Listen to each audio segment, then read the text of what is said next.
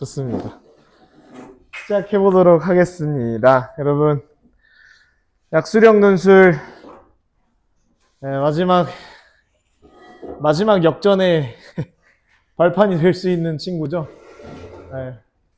시작을 해보도록 하죠. 일단 약수령 논술이 시험 난이도부터 볼게요. 시험 난이도 내신보다 쉬워요. 내신에 어려운 문제가 한 4문제에서 5문제 정도 나왔던 거, 그것보다 쉽습니다. 물론 당연히 쉬운 문제보다는 쉬울 수 있죠. 그리고 수능보다는 당연히 쉽고요. 수리논술보다 훨씬 쉽습니다. 난이도 낮고 시험 범위가 정해져 있습니다. 시험 범위 혹시 아시나요? 네, 시험 범위 뭐죠? 공통 이러면 시험 범위가 무한하지 않습니까? 네, 수능 특강이랑 수능 완성에서만 나옵니다. 개꿀이죠? 수능 특강, 수능 완성을 표현만 변형해서 출제를 하고 있다. 네, 이렇게 생각을 하시면 돼요. 그래서 일단 약수령 논술이랑 일반 논술이랑 비교를 해보자 라는 거고요. 약수령 논술은 수능 특강, 수능 완성에서만 나옵니다. 일반 논술은 고등 전과정, 제시문 여기에 플러스 알파로 교수님들 자기 취향에 따라서 많은 걸 내죠, 그죠? 네. 그리고 난이도는 수능의 한 반 정도에서 70% 정도까지 된다. 지원 대상이 3에서 6등급 정도. 이거 2등급 아이들도 사실 거의 지원을 잘 안 해요. 근데 3등급부터는 다른 과목이 3등급이 안 나오는 게 하나라도 있으면 사실 유리하죠, 이걸 써보는 게. 그래서 3에서 6등급이고 6등급짜리 아이들이 이제 수학만 그래도 한 4등급 정도 나오면 써볼만 합니다. 국어만 한 4등급 정도 나오면, 인문 쪽은 국어만 한 3, 4등급 정도 나오면 써볼만 해요. 왜? 대부분의 재학생들은 6등급까지 쓰거든요. 그렇기 때문에 지원 대상이 3에서 6등급이고 최저학력 기준은 거의 없어요. 근데 1개 영역 제한하는 데가 있고 2개 영역 제한하는 데가 2군데가 있습니다.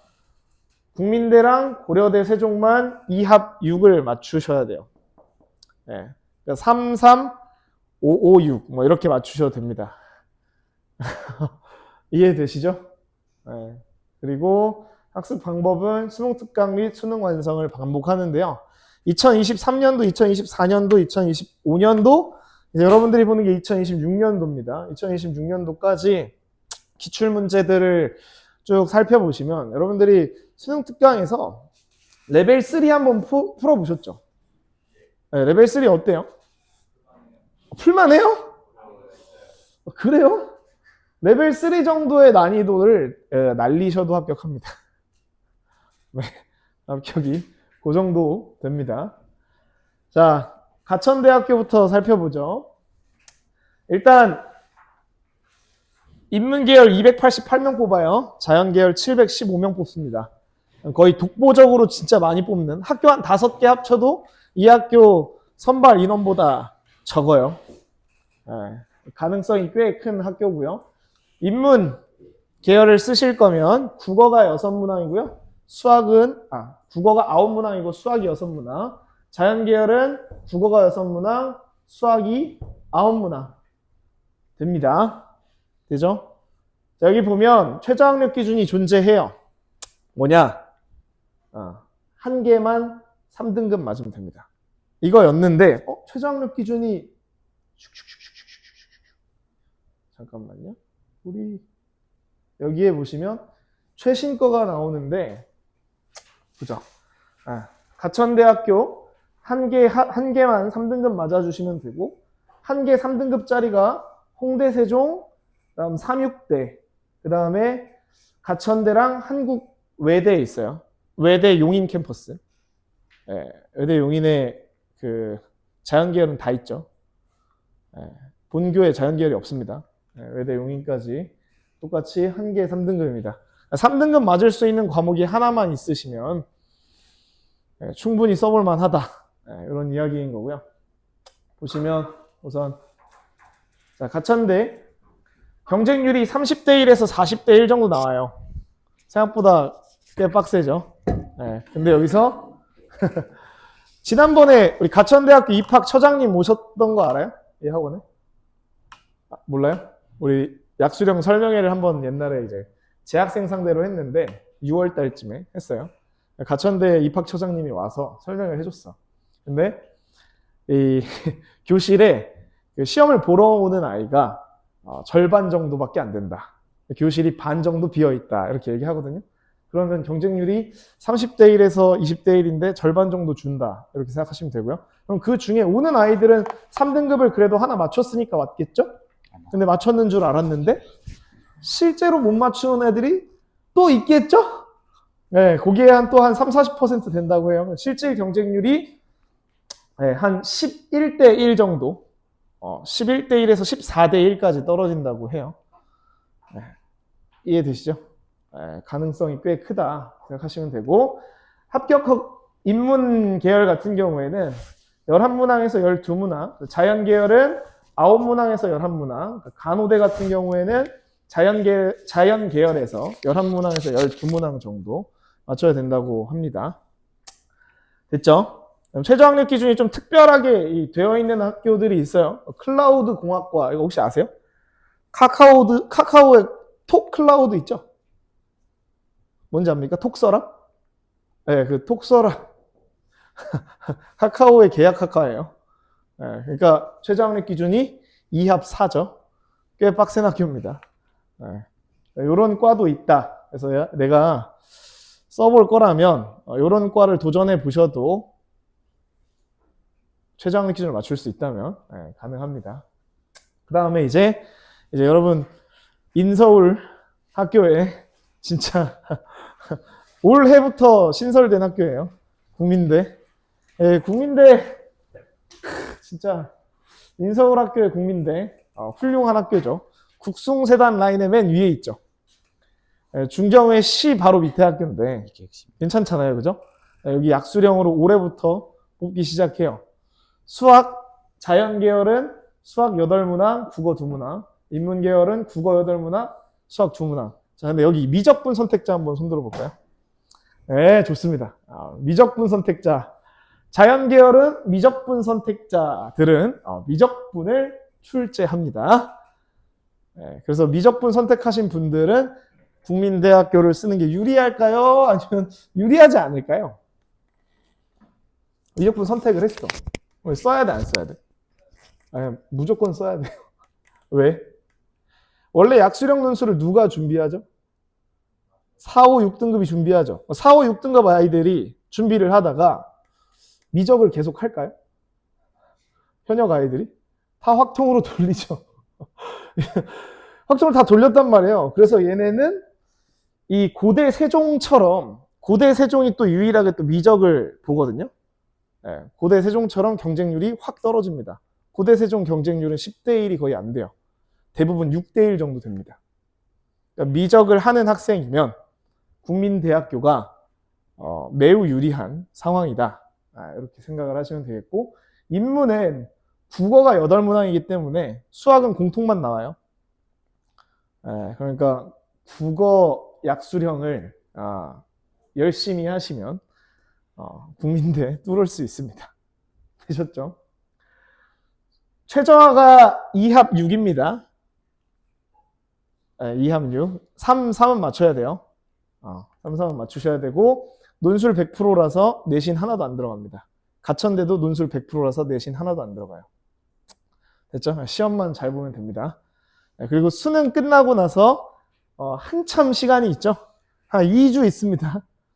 이때 죽어라 이제 파이널 때도 이제 열심히 하시면 뭐 수능 최저학력 기준 맞췄을 때 준비하기에 너무 좋은 학교가 아닌가 싶어요. 자, 그 다음 고대 세종입니다. 경쟁률이 3대 1짜리도 있었고요. 많은데 6대 1까지. 평균 내신이 4.5에서 5.3까지. 논술 점수보다 최저학력 기준 충족이 더 중요해요. 2합 6을 못 맞춘다는 얘기입니다. 여러분 2등급짜리가 혹시라도 하나가 있으면 4등급으로 맞출 수도 있는 거고 3등급짜리 2개로도 맞출 수 있는 거니까 내가 9월에 혹시 맞췄다면 한 두 과목 정도로는 맞출 수 있는 상황이라면 고대 세종도 매우 좋은 방안입니다. 자, 자연 계열은요, 수학만 봐요. 국어 안 봅니다. 대신 미적이 포함되어 있습니다. 인문 계열은 국어만 두 문항을 봅니다. 얘네들은 약수령 같지만 약수령이 아닌 느낌이 좀 크긴 해요. 120분 보는 거고요. 자, 시험 날짜도 수능 끝나고 나서 한 열흘 정도 있죠. 네, 열흘 정도 있으니까 충분히 준비해 볼 만하다 생각하시면 되겠고요. 삼육대 서울에 있습니다. 상명대 서울에 있어요, 여러분. 서경대 서울에 있어요. 서울의 마지막 학교입니다, 여러분. 서울의 끝자락이에요. 알겠죠? 네. 한국외대 용인 캠퍼스 수학만 보고요. 73명 뽑습니다. 경쟁률 30대 1에서 45대 1까지 엄청나죠? 최저학력 기준 한 개 3등급 맞추시면 돼요. 자, 을지대는 을지병원이 있기 때문에 간호학과 무척 셉니다. 간호학과 평균 2등급 초반에서 1등급 후반까지 뽑는 학교예요. 간호대는 40대 1에서 50대 1까지 보고요. 국어 7문항, 수학 7문항, 최저학력 기준이 없습니다. 내신 20% 본다고 했는데 2등급부터 마이너스 4점까지, 4점씩 까서 5등급까지는 합격이 가능해요. 5등급까지 합격자가 있었다는 소리입니다. 그러니까 내신이 5등급인 친구들까지는 쓸 수 있다. 근데 6등급부터는요, 마이너스 8점씩인가 돼가지고 저 세상 갑니다. 6등급인 분들은 못 써요. 아시겠죠? 괜히 원서 날리시면 안 됩니다. 자, 그 다음 한신대, 한국기술교육대, 홍익대, 세종, 강남대 이렇게 있는데 혹시 내가 평균 등급이 5등급이 좀 안 돼. 그럴 수도 있잖아요. 그러면 홍대, 세종을 좀 추천을 하는 편입니다. 홍대, 세종이 그 수능 전에 있거든요. 그래서 아무도 안 써요. 꽤 많이 5등급 이하들은 평균이 5등급 이하. 근데 수능 전에 사실 보는 걸 쓰는 건 재수생이라서 좀 아깝긴 할 수 있죠. 그거는 잘 고려해서 써보시기 바라고. 강남대학교도 올해 처음 들어왔습니다. 강남대학교도 강남에 있어요. 강 아래에 있다는 소리입니다. 좋아요. 그 다음에 이 대학별 정보는 선생님들이 뽑아서 주셨을 테니까 한번 보시고 요거 여기까지 뽑혀 있죠. 이게 이제 최종적으로 다 정리해 놓은 거니까 요걸 잘 보고 쓰시면 되겠습니다. 그러면 수업은 어떻게 이루어지는지 말씀을 좀 드리도록 하죠. 창피하니까 다 넘길게요. 오케이. 좋아요.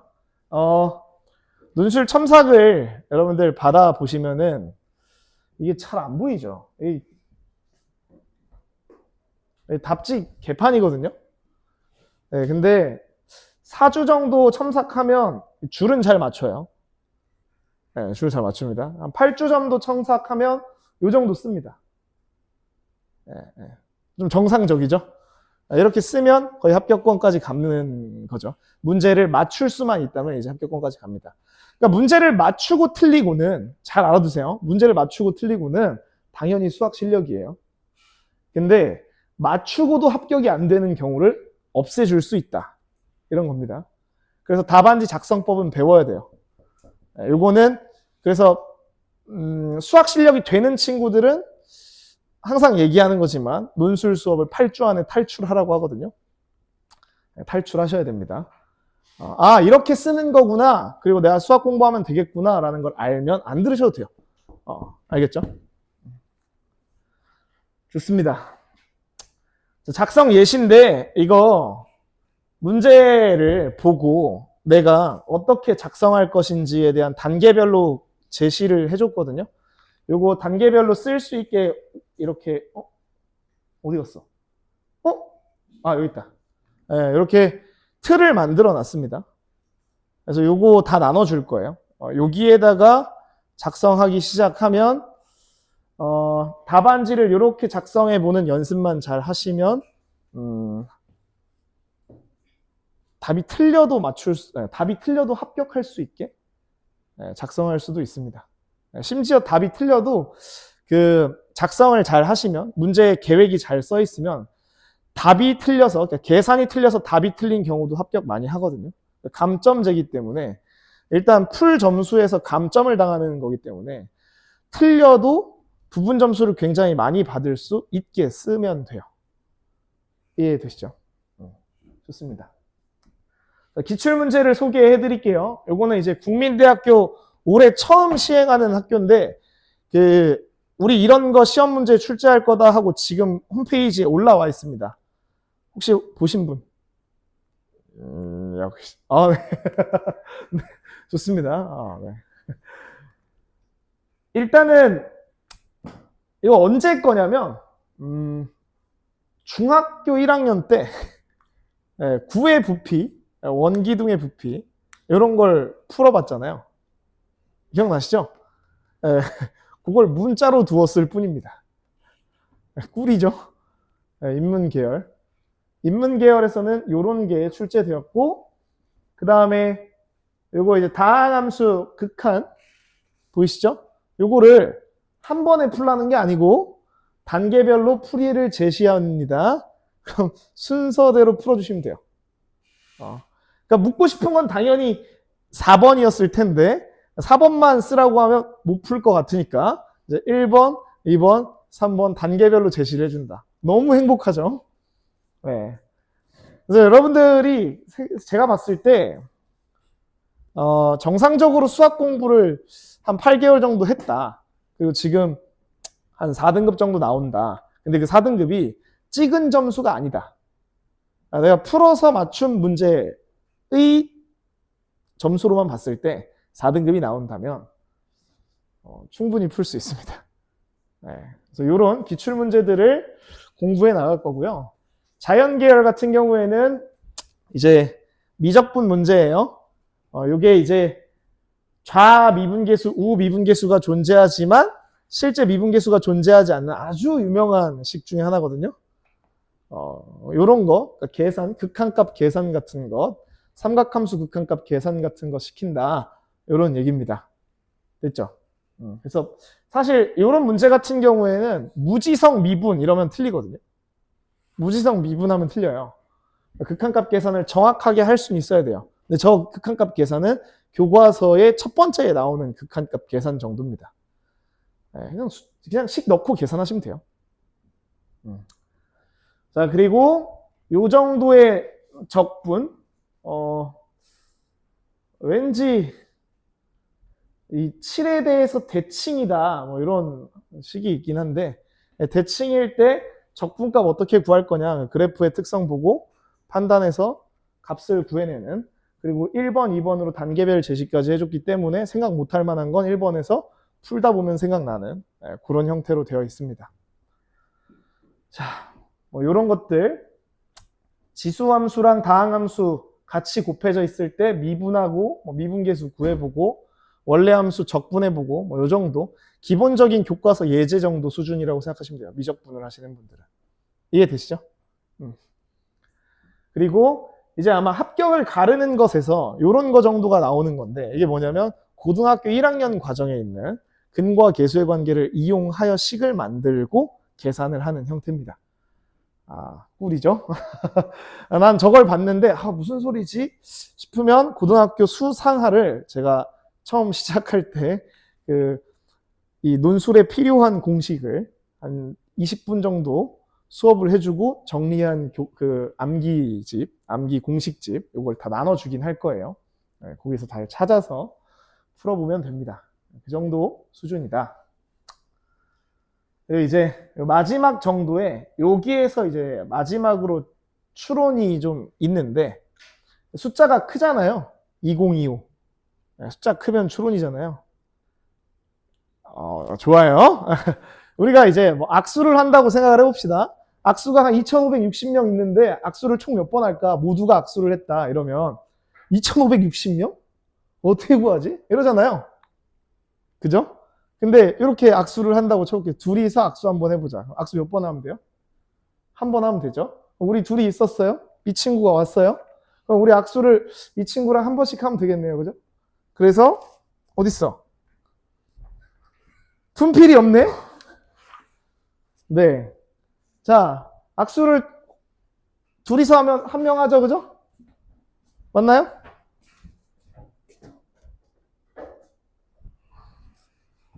진짜 없네. 야, 분필이 어떻게 하나도 없냐? 신기하네요. 둘이 있을 때 한 명이 했죠? 자, 그러면 이 친구가 왔어요. 그럼 둘이서 한 번씩 해주면 되겠죠? 그럼 총 몇 번 해요? 이미 한 번 했고, 두 개가 추가됐죠? 그럼 1 더하기 2죠? 한 명 더 왔어요. 우리 셋이서 1 더하기 2만큼 했죠? 저 친구랑 한 번씩 하면 몇 번 하면 돼요? 3번 더 하면 되죠? 1 더하기 2 더하기 3이죠? 아, 4명일 때 1 더하기 2 더하기 3이네. 그럼 2560명이면 1부터 2559까지 더하면 되겠네. 라고 추론하시면 됩니다. 그 정도의 문제가 나온다. 이해돼요? 네. 이게 아마 뭐 맞추면 합격을 거의 100% 할 수 있는 정도의 문제인 거고, 아까 그 정도의 문제가, 네, 감사합니다. 아까 그 정도의 문제가 합격을 가르는 정도. 됐죠? 이거는 뭐 확정 짓는 정도 문제라고 생각하시면 되겠습니다. 그런 문제가 한 2문제 정도. 제가 봤을 때 국민대 자연계열 같은 경우에는 국어가 2문제, 수학이 8문제가 등장을 하는데, 아마 국어 2문제를 부분 점수 정도 좀 틀린다고 치고 한 1.7점 정도 맞는다고 치고, 수학 문제 한 6개 맞으면 그냥 100% 합격일 겁니다. 수학 문제 수준을 봤을 때 이 정도다 생각하시면 돼요. 이해되시나요? 좋아요. 그 다음에 이제 가천대학교 보겠습니다. 가천대학교는 이제 EBS의 문제랑 얘네가 출제한 문제를 보면 그냥 똑같은 수준이에요. 여기 최소값이 4분의 9고 최대값이 B일 텐데, 최소값이 9분의 19일 때, 뭐 이 위조건을 만족시키는지 존재하는지 서술하시오. 뭐 존재하는지 서술하시오. 그러니까 2 한번 넣어보고 3 한번 넣어보라는 소리거든요. 이 정도의 문제가 나온다. 됐어요? EBS 수능 특강에 나와 있는 문제를 이런 식으로 변형해서 출제하고 있다라는 얘기입니다. 그렇다고 해서 이거는 이제 답안지를 어떻게 잘 작성하느냐인데, 뭐 증가 함수니까 뭐 여기서 최소값 가져야 된다, 뭐 감소 함수니까 여기서 최소값을 가져야 한다, 뭐 이러고 답을 쓰는 거예요. 이게 모범 답안입니다. 근데 여기에 중간중간에 뭐 임으로 따라서 이런 것들 막 되게 많이 써 있잖아요. 굉장히 논리적인 척 하잖아요. 없어도 합격해요. 알겠죠? 여러분 수학 문제 풀듯이 답을 작성하셔도 충분히 합격합니다. 아시겠지요? 요거를 작성하는 방법에 대해서 알려드릴 거고요. 얘네가 이렇게 뭐 해설을 해놓기는 했지만 사실 얘보다 훨씬 더 똑똑하게 쓰는 방법이 있기는 합니다. 첫 문장에서 요약해주는 방법이 있는데 그런 것들을 가르쳐 줄게요. 그리고 삼각함수의 성질, 수능 특강에서 이 예제 문제로 나오는 문제 정도, 이 문제가 이렇게 변형되어서 나온다라는 거 정도고요. 얘네가 뭐 정도를 추가하냐면 그 3차 더하기 3차잖아요. 이거 뭔지 알죠? 인수분해 할 줄 아니? 뭐 이 정도까지 추가가 되어 있기는 해요. 알겠죠? 그래서 고등학교 1학년 과정의 수학을 우리가 철저하게 공부는 해놔야 됩니다. 됐죠? 네, 이 정도의 문제들이 나온다라는 거고요. 이제 문제가 도대체 이 정도의 문제만 사실 나오냐? 아니에요. 이것보다 사실 더 어려운 것도 있습니다. 수능특강 레벨 3에 나오는 문제들, 그런 걸 변형한 문제가 딱 2문제 정도 출제가 돼요. 근데 총 15문제라고 했잖아요. 근데 아까 합격 커트라인이 몇 점이었죠? 간호대 같은 경우에 11개에서 12개란 말이에요. 그럼 3문제를 그냥 날려도 합격한다는 거잖아요. 최상위권으로 합격하는 거거든요. 그 정도면. 이해가 되시나요? 그러니까 레벨 3 같은 거 사실 아예 못 건드려도 합격하는 애들이 훨씬 많습니다. 아시겠죠? 그 다음에 이제 뭐 수원대도 있고, 고려대 세종도 있고 한데, 그런 건 좀 넘어가고요. 우리 사실 약수령을 6월 달에 오픈을 하려고 교재들을 이제 만들고 여러분들한테는 그냥 암암리에 좀 훈련을 시키려고 수책 교재 있잖아요. 그거 다 수능 특강으로 만든 거 아시죠?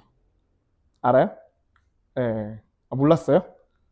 예. 네. 그 교재, 그 교재를 제가 약수령 수업할 때는 그걸 수책 교재를 약수령 교재로 썼어요. 이게 올해 수능 특강을 3개로 변형을 한 겁니다. 원본 문제 변형 3개 해가지고 예, 수능 특강 문제를 변형해서 여러분들 교재로 나눠준 거거든요. 예, 수책 교재 다 하신 분 있나요? 4권 다 한 사람. 그러니까 총 8권이죠? 8권 다 하신 분. 와, 대단한 친구들. 여러분들 그걸 했으면 시즌 1을 지나가도 되는 건데. 근데 했다고 가정하고 시즌 1을 보낼 겁니다. 그래서 요거는 여러분들 교재가 다 있죠? 교재 있으니까 직접 다 풀어보세요. 그거 올해 수능 특강 변형한 거예요. 알겠죠? 그러니까 올해 나올 문제들이라고요. 그것만 하셔도 사실은 거기 안에 있는 모든 문제를 다 풀 수 있으면 무조건 합격할 수 있습니다. 제가 보장해 줄게요. 거기 안에 있는 문제 다 풀 수 있다? 100% 합격해요. 왜? 그 4번 서밋인가? 서밋 교재 있죠? 졸라 어려워요. 레벨 3 다 모아놓은 거거든요. 레벨 3 변형까지 해놓은 거라서 굉장히 어려워요. 그 정도 풀 수 있으면 그냥 당연히 합격하고 남아요. 아니, 그거 다 풀 수 있으면 수능 1등급 나옵니다. 그 정도 문제들이에요. 알겠죠? 그래서 이게 이제 심화 과정이라고 해서 그 서밋에 있는 문제거든요. 그냥 딱 봐도 토할 것 같지 않아요? fn 플러스 2에 가로 열고 절대값 a에 빼기 a에 가로 닫고. 꼭 이러고 풀어보세요. 이거 표현만 되게 괴랄한데, 되게 이상한데요. 풀어보면 생각보다 별거 없어요. 알겠죠? 그러니까 지금 교재 받은 거 있으면 꼭 풀어보시길 바랍니다. 그래서 우리는 어떻게 할 거냐? 우리는 직접 교재를 만들었어요. 뭐냐면 가천대학교 작년 기출이 50몇 문제더라? 56문제예요. A, B, C, D, E, F, G형까지 있나? 네, G형까지 있어요. 네, 그래서 거기에는 모든 수학 문제를 제가 모았습니다. 네, 그래서 논술형으로 여러분들 연습할 수 있게 교재로 만들었고요. 그리고 워크북으로 그 전년도 거 기출문제까지 만들었어요. 그리고 모범 답안까지 다 작성해서 책으로 만들어서 줄 겁니다. 아시겠죠? 이렇게 되어 있다. 그리고 우리 파이널 실전 모의고사는 이제 올해 나온 모의 논술 문제들하고 올해 이제 수능 특강을 직접 다 변형해서 문제 만들 거거든요. 다시 또 만들 겁니다. 이미 만든 거 여러분들 교재로 다 나갔기 때문에 새로운 문제들 다 만들어서 파이널 교재로, 파이널 실전 모의고사로 같이 풀어보도록 할 거예요. 그리고 주간지 나갈 예정입니다. 약수령 논술은 수 1, 2를 위주로 수업을 할 거예요. 근데 이제 미적분을 하는 친구들은 국민대랑 고대세종 풀어야 되잖아요. 그죠? 고대세종 거까지 하려면 미적분을 해야 되는데 미적분 EBS 변형 문제들로만 주간지를 만들어서 단원별로 쭉 나눠줄 겁니다. 아시겠지요?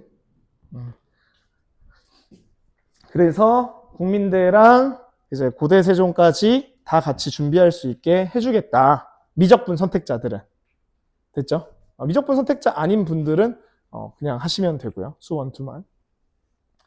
네, 그래서 커리큘럼이 논술 기출 풀이 및 답안지 작성 훈련 요거부터 시작할 거예요. 수능 특강 정리랑 완전학습 테스트 이거는 이미 여러분들 교재로 나가 있는 상태인 거예요. 여러분도 몰랐죠? 이게 제가 만들어 놓은 거거든요. 여러분들 교재로 나갔잖아요. 그죠? 네. 그거 한 거니까 시즌 2부터 시작할 거고 기출문제 풀이하고 답안지 작성하는 훈련 같이 해볼 거고 주간지로 수능 특강이랑 수능 완성 변형 문제들은 계속 나갈 겁니다. 아시겠죠? 그리고 시즌 3 때는 이제 수능 끝나고죠. 파이널 실전 모의고사 그때 거의 2개씩 계속 풀 거니까 아마 대봉쌤이랑 같이 국어랑 같이 해서 파이널 모의고사 계속 보게 될 겁니다. 수업은요, 다음 주 화요일 날 개강을 할 거고요. 시간은 6시 반부터 저녁 10시까지 3시간 반 진행이 될 거고, 매일 그 테스트를 볼 겁니다. 그 매주죠. 시험 볼 때마다, 수업을 할 때마다 테스트를 보게 될 거예요. 그 외에 궁금한 점이 있으면 언제든 물어보러 오시면 되겠습니다. 지금 혹시 질문이 있을까요? 없어요? 그러면 국어 선생님께 바톤을 넘겨보겠습니다. 네. 아유, 고생하셨습니다. 네. 빠르게 끝낼게요. 핵심만 빠르게 딱 조져줄 테니까 포인트만 딱 잡으시면 될 것 같아요. 어우, 누구야? 나도 모르는 나의 모습이야. 맞지? 내가 이랬던 적이 있었구나. 자, 일단 가천대부터 먼저 설명을 해줄게요. 자, 일단 가천대는 인문계열하고 이제 자연계열하고 이제 국어 문항수가 차이가 있다는 것을 확인해 볼 수 있는데, 가장 큰 차이는 뭐냐면, 인문계열은 문법이 한 문제가 포함이 돼. 자연계열은 문법이 없는데. 근데 이 문법이 뭐 심각한 수준의 문법이냐? 뒤에서 설명하겠지만 의문의 변동 수준으로 나온단 말이야. 그렇기 때문에 뭐 문법이 막 그렇게 엄청나게 큰 변별력을 작용하는 개념이 아니기 때문에 너무 막 부담을 가질 필요는 없어요. 맞죠? 자, 그리고 좀 두 가지식으로 핵심을 좀 말씀을 드리고 시작할게. 그 가천대 같은 경우에는 합격선이 15개 중에서 몇 개? 11.5개. 이게 이제 합격선이죠. 맞나요? 그러니까 실제로 이제 합격자들의 정답선을 분포표를 보면은 국어는 거의 다 맞고 들어간다고 보면 되는 거예요. 실질적으로 변별력은 이제 수학이다. 이게 핵심이야. 그렇다면 국어는 안 들어도 되느냐? 아니야. 국어는 이 시간 안에, 정해진 시간 안에 수학 풀 시간을 확보하기 위해서 빠르고 정확하게 푸는 게 핵심인 거예요. 맞죠? 빠르고 정확하게. 국어는 무조건 뭐 인문계열이든 자연계열이든 20분 안에. 그러니까 자연계열 같은 경우에는 20분 정도 안에. 자, 인문계열 같은 경우에는 30분 정도 안에 이 문제를 다 해결하셔야 돼요. 정답률도 다 맞추셔야 되겠죠. 그리고 나서 나머지 수학 문제 한 3개 정도 날리고 나머지 수학 문제 3개를 완벽하게 풀 수 있으면 합격권이 된다라는 거야. 근데 국어에서 이제 날아가게 되면 수학에 대한 부담감이 클 수밖에 없지. 맞지? 그렇다고 생각을 해보시면 돼요. 자, 그리고 인문계열 같은 경우에는 화법과 문법에서 한 문제, 그 다음에 독서하고 문학이 4문항, 3문항인데 이건 고정 수치는 아니고 왔다 갔다 합니다. 그러니까 독서가 3개, 문학이 4개 나올 수도 있고, 맞지? 여러분들이 그날 무엇을 뽑느냐에 따라서, 뽑기 운에 따라서 달라질 수 있다는 거. 자, 그렇게 보시면 될 것 같고, 이제 자연계열도 마찬가지예요. 오케이? 이해 가셨죠? 자, 문제 유형을 보면은 되게 심플해요. 기본적으로 가천대든 그리고 국민대든 올해 수능 특강 수능 완성을 기반으로 문제를 출제를 하기 때문에 작년 기출을 풀어보는 건 의미가 있다 없다? 없다. 작년 기출은 작년 수특을 기반으로 만들어졌겠지. 그러니까 기출 문제 가지고 그 학습하는 건 1도 의미가 없는 거야. 무슨 말인지 알겠어? 왜냐면 작년 수특하고 올해 수특하고 겹치는 게 있겠어 없겠어? 없어요. 그래가지고 올해 수특으로 만들어진 자료로만 써야 되기 때문에 자료 수급하기가 좀 어려운 측면이 있어. 맞지? 그것만 잘 고려해 주시면 되는데, 자, 화법 같은 경우에는 보통 대화 참여자의 앞선 발언 중 추가 설명이 필요하다고 생각한 부분을 언급하고 그 의미가 무엇인지 질문하고 있다에 해당되는 이 발화 정보에 해당되는 문단의 첫 번째 어절 적기. 어렵지 않지? 맞지? 어렵지 않아. 정신만 똑바로 차리고 있으면은, 자, 화법은 딱히 공부를 안 해도 될 정도예요. 맞죠? 자, 근데 독서는 조금 까다로울 수가 있어. 자, 독서는 기본적으로 수특 지문 베이스, 수특 또는 수능 완성 지문 베이스로 해서 이 자료를, 이 해당 문단의 정보를 요약을 해놔. 보기에. 요약을 해놓고 도식화를 시켜놨을 때 그 해당 요약 및 도식화에 들어갈 표현들을 여기서 찾아가지고 보는 거야. 무슨 말인지 알겠어? 물론 대응이 가능해. 공부를 안 하더라도. 근데 중요한 건 뭐라고 했어? 시간이 핵심이야. 국어는 빠르게 풀고 수학 문제 풀 시간을 확보를 해야 되기 때문에 공부를 해놔야 된다라는 거야. 알겠어? 자, 그리고 그래프가 이렇게 나오는데, 이 그래프는 자, 수능 완성 또는 그해 수능 특강에 있었던, 이 문제는 작년 수능 완성에 있었던 문제거든요. 보기에 있는 그래프를 그대로 갖고 오는 거야. 무슨 말인지 알겠어? 근데 그래프는 어느 정도 해석을 해주면 되냐면, 이 특정 그래프의 특정 수치가 무엇을 의미하는지 정도만 이해할 수가 있다고 한다면, 맞죠? 즉, 이 보기에 관련된 문제를 풀 수 있을 정도의 학습을 했다고 하면은, 자, 무난하게 분석을 할 수 있는 수준으로 나옵니다. 무슨 말인지 알겠어요? 그래서 그 독서는 전반적으로 보면 수능 특강, 수능 완성에 있는 모든 지문의 문제를 풀 수 있을 정도면은 무난하게 풀 수 있게끔 나온다. 하지만 반복 학습이 필요해. 맞지? 빠르게 풀어야 되기 때문에. 됐어?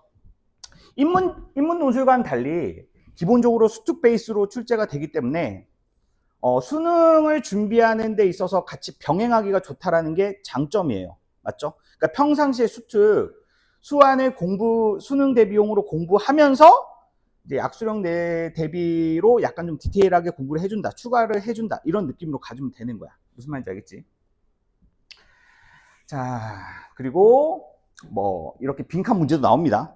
맞죠? 빈칸 문제도 나오기 때문에 본문에 대한 다회독을 좀 요구하기도 해요. 알겠죠?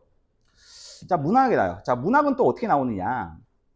자, 문학은 이제 시를 보면 시적 대상, 시적 화자, 대상, 정서, 태도 이런 것들을 우리가 기본적으로 파악을 하잖아. 맞지? 그런 것들을 물어봐. 무슨 말인지 알겠어? 시적 대상이 누구냐? 이 작품에서 갈등이 어떻게 나타나느냐? 이런 식으로. 자, 이러한 것들은 보통 해설지에 나와 있는 시에 대한 분석 정보만 공부를 해도 충분히 풀 수 있는 정도. 무슨 말인지 알겠어? 자, 그리고 특정 시행 찾기. 자, 이런 것도 이제 나오지. 맞지? 자, 그 다음에, 이거는 기본적인 교과서적인 해석, 개념, 이런 것들을 물어보는 건데, 이것도 마찬가지로 다 본문에서 나온 소재 찾기야. 알겠어? 그러니까 기본적으로 모든 문제가 본문에 다 답이 있어. 알겠어? 그 본문에 다 답이 있는데 그것을 빠르고 정확하게 찾을 수 있느냐, 이 문제라고 생각을 해주면 돼. 알겠어? 이렇게 문제를 많이 넣어놨냐. 자, 이것도 마찬가지로 그 문학인데 아까 전에 봤던 화작의 문제 구성 방식으로 구성된 문제도 있다. 이렇게 보시면 될 것 같아요. 됐죠? 그리고 이제 기본적으로 서술자가 3인칭 관찰자냐, 전적 작가냐, 이런 것만 알면은 또 풀 수 있는 문제도 이제 나오기도 하고.